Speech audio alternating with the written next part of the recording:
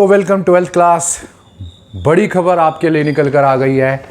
Political science के syllabus को reduce किया गया है, कम किया गया है, और सिर्फ पॉलिटिकल साइंस के ही नहीं, बाकी सब्जेक्ट्स का भी हुआ है। लेकिन अब क्योंकि हमारा चैनल पॉलिटिकल साइंस का है तो हम पॉलिटिकल साइंस पर ही डिस्कस करेंगे। 12th क्लास बिना स्किप किए, बिना काटे इसको देखना, क्योंकि हो सकता है आप बहुत इंपॉर्टेंट या बहुत महत्वपूर्ण सूचना या इंफॉर्मेशन को मिस कर दो। इसलिए बहुत ज़रूरी है कि आप ठीक से समझो कि आपके सिलेबस में से क्या गया है और क्या कुछ नया इसमें ऐड हुआ है या जोड़ा गया है। तो चलिए स्टार्ट करते हैं अपना वीडियो।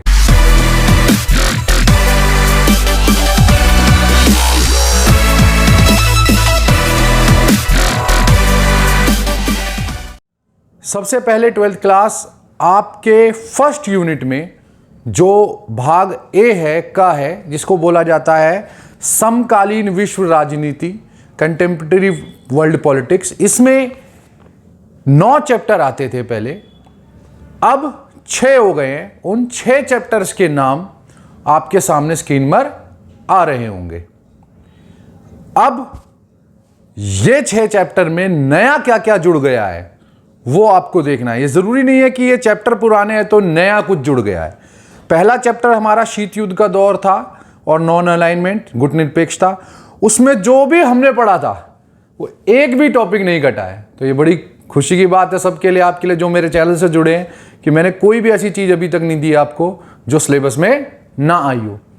तो पूरा का पूरा वो चैप्टर आ रहा है जो हमने पढ़ा था, उसको जरूर से जाके देख लीजिएगा सारे वीडियोस।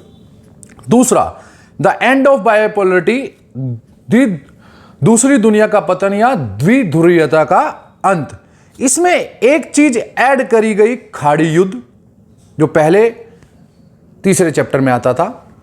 दूसरी बात, इसमें अरब स्प्रिंग, अरब में जागरूकता की जो लहर चली अरब देशों में, उस चीज को भी जोड़ा गया है। तो दूसरे चैप्टर में 2 नई चीजों को ऐड किया गया है, खाड़ी युद्ध और अरब स्प्रिंग या अरब में जागरूकता की लहर जो चली। ये बहुत इंपॉर्टेंट है क्योंकि अब और कोई टॉपिक इस चैप्टर में जोड़ दिए गए हैं। अब हम आते हैं अपने तीसरे चैप्टर पे, जो था विश्व राजनीति में अमेरिकी वर्चस्व। वो पूरी तरह काट दिया गया है। अब उसमें से कुछ भी आपके सिलेबस में, आपके पेपर में नहीं आएगा। अब आते हैं चौथे चैप्टर पर। चौथा चैप्टर था आपका सत्ता के वैकल्पिक केंद्र। वो आएगा, लेकिन उसमें भी 1-2 चीजें नई जोड़ी गई हैं।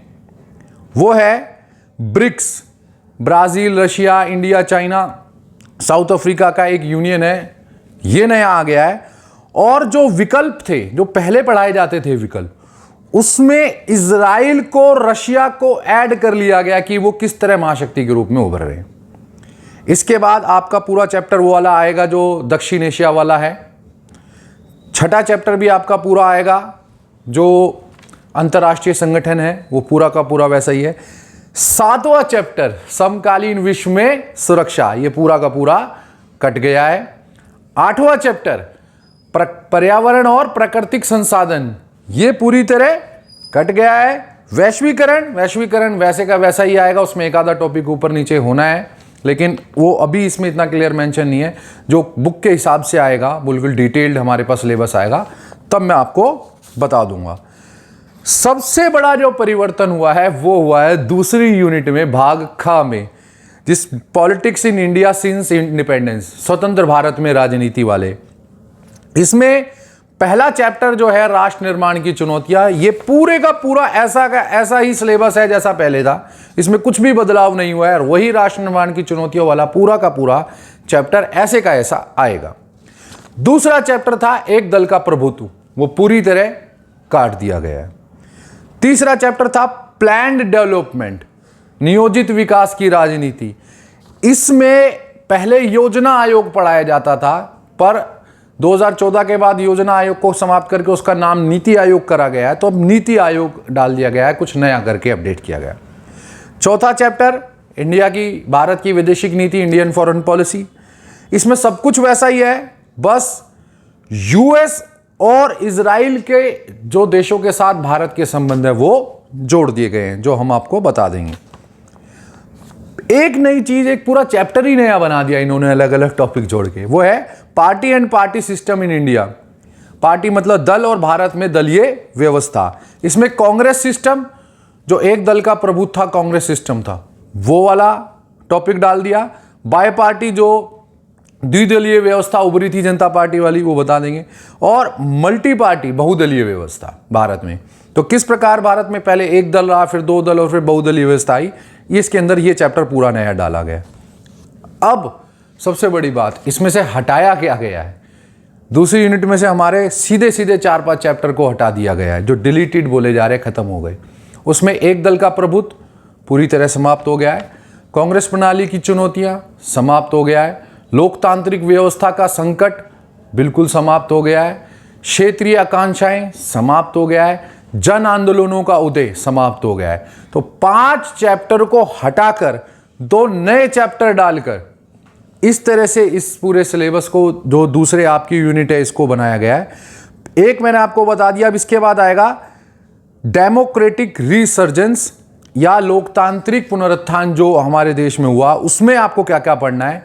जयप्रकाश नारायण और उसकी संपूर्ण क्रांति वाला पूरा भाग, राम मनोहर लोहिया जी और समाजवाद वाला पूरा पढ़ना है, पंडित दीनदयाल उपाध्याय और उनका जो इंटीग्रल ह्यूमनिज्म है, जो सामूहिक मानवतावाद है, वो हमें पढ़ना है, एकग्र मानवतावाद।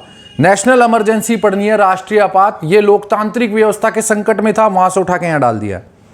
और डेमोक्रेटिक अपसर्ज पढ़नी है, जिसमें बैकवर्ड यूथ के साथ जो भी यूथ यूं कह लो, जवानों ने जो भागीदारी करे यूनियन की, वो पढ़नी है। इसके अलावा वही एक 9वां चैप्टर था, इंडिया की पॉलिटिक्स में ट्रेंड्स, जो नए नए ट्रेंड आए हैं, नए नए बदलाव आए हैं, उनको हमें पढ़ना है। नए ट्रेंड्स, नए फैशन जो हम कहते हैं। इसमें वही पहले गठबंधन की सरकारें, जिसमें आप संयुक्त मोर्चा, उसके बाद राष्ट्रीय जनतांत्रिक गठबंधन, फिर यूपीए, फिर एनडीए, और अब क्या गठबंधन समाप्त हो गया है यानी। तो 12th क्लास ये है आपके सामने, जो अब सिलेबस चेंज हुआ है। इसमें आपने एक बात देखी होगी कि सिर्फ सिलेबस ही चेंज नहीं हुआ है, हमारे कई चैप्टर हटे हैं, लेकिन कई जो हटने वाले चैप्टर में से टॉपिक है, वो हमारे इन सिलेबस में डाल दिए गए हैं।